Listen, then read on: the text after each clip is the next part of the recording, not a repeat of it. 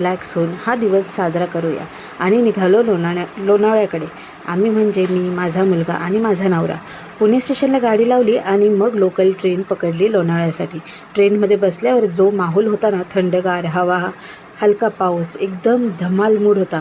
लोणावळ्यात आम्ही एकदम छानसा विला बुक केला होता आणि गेल्या गेल्या माझ्या मुलाच्या चेहऱ्यावरचा आनंद पाहण्यासारखा होता. कारण त्याने पूल पाहिल्या कपडे न बदलता तो डायरेक्ट त्याच्या आद्यासोबत नुसती धमाल मस्ती करू लागला.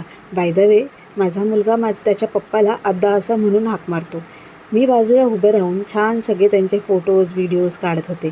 थोड्या वेळाने आम्ही सगळ्यांनी मिळून मस्त जेवण केलं आणि प्लॅन नव्हता, पण सगळं इतकं नैसर्गिकपणे झालं ना की काय सांगू तुम्हाला.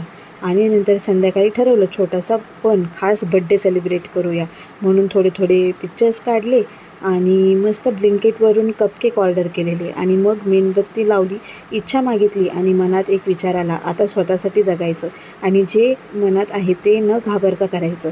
हा क्षण माझ्यासाठी खूप स्पेशल होता.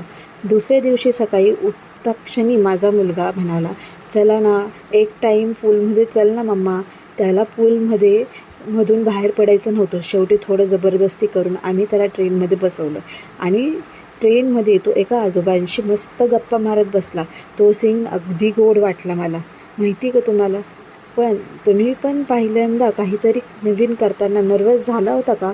कमेंटमध्ये नक्की सांगा. आणि हा व्लॉग आवडला असेल तर नक्की लाईक, कमेंट, शेअर करा आणि माझ्या चॅनलला सबस्क्राईब पण करा. पुढच्या व्लॉगमध्ये भेटूया आणखी काही खास गोष्टींसोबत. तोपर्यंत नमस्कार आणि